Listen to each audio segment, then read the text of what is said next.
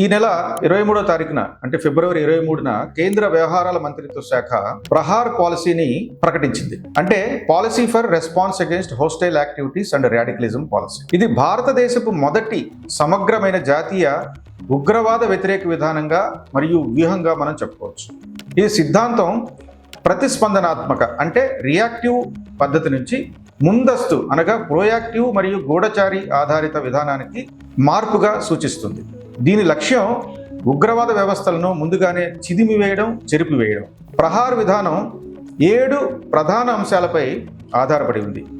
ఇందులో ఉన్న ప్రతి ఒక్క అక్షరం కూడా ఒక కీలక అంశాన్ని సూచిస్తుంది. పి అంటే ప్రివెన్షన్, నివారణ, రియల్ టైమ్ ఇంటెలిజెన్స్ను ఉపయోగించి దాడులు జరగకముందే అడ్డుకోవడం. అలాగే ఆర్ అంటే రెస్పాన్స్, ప్రతిస్పందన, ఏ ముప్పుకైనా వేగవంతమైన మరియు సముచితమైన సైనిక ప్రమాణాలతో కూడిన ప్రతిస్పందనను నిర్ధారించడం. ఏ అంటే అగ్రిగేటింగ్ ఇంటర్నల్ కెపాసిటీస్, అంతర్గత సామర్థ్యాల సమన్వయం, కేంద్ర మరియు రాష్ట్ర సంస్థల మధ్య సమన్వయం పెంచుతూ హోల్ ఆఫ్ గవర్నమెంట్ విధానాన్ని అమలుపరచడం. హెచ్ అంటే హ్యూమన్ రైట్స్, మానవ హక్కులు. ఈ విధానం కింద జరిగే ఆపరేషన్లన్నీ కూడా రాజ్యాంగ పరిరక్షణలు మరియు చట్టపరమైన నియమాల పరిధిలోనే జరిగేలా చూడడం. ఏ అంటే అటెన్యుయేటింగ్ కండిషన్స్, పరిస్థితుల యొక్క ఉపశమనం. అంటే సమాజంతో భాగస్వామ్యం చేసుకుంటూ విద్య ద్వారా తీవ్రవాద భావజాలానికి దారితీసే మూల కారణాలను తగ్గించడం.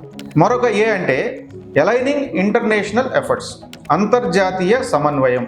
ఉగ్రవాదుల అప్పగింత అంటే ఎక్స్ట్రడిషన్ ఆఫ్ టెర్రరిస్ట్, అంతర్జాతీయ ఉగ్ర నిధుల నియంత్రణ కోసం గ్లోబల్ లెవెల్లో భాగస్వామ్యాలను బలోపేతం చేయడం. అలాగే ఆర్ అంటే రికవరీ అండ్ రెసిలియన్స్, పునరుద్ధరణ మరియు స్థైర్యం.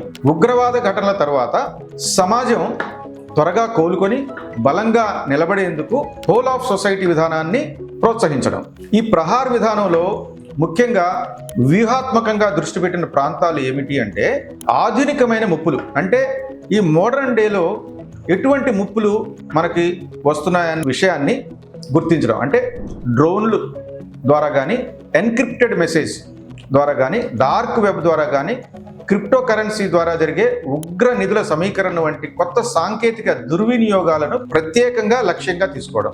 అలాగే CBRNED ప్రమాదాలు అంటే రసాయన, జీవ, కిరణ, అణు, పేలుడు మరియు డిజిటల్ పదార్థాల నుండి వచ్చే ముప్పులను మొదటిసారిగా అధికారికంగా గుర్తించడం.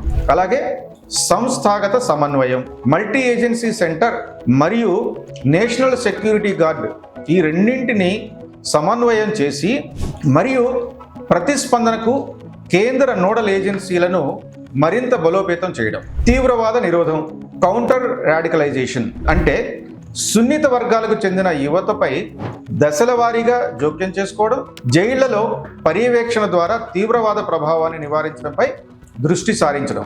అలాగే మరొక అంశం ఏమిటంటే చట్టపరమైన నిరోధం, అన్లాఫుల్ యాక్టివిటీస్ ప్రివెన్షన్ యాక్ట్. ఈ యాక్ట్ ప్రధానంగా చట్టపరమైన సాధనంగా పునరుద్ఘాటిస్తూ కొత్త క్రిమినల్ చట్టాలతో సమన్వయం చేయడం. క్లుప్తంగా చెప్పాలి అంటే ప్రహార్ అనేది కేవలం ఒక రక్షణ విధానం మాత్రమే కాదు, ఇది ఒక సురక్షితమైన మరియు ఉగ్రవాద రహిత భారతదేశం కోసం వేసిన ఒక బలమైన పునాది.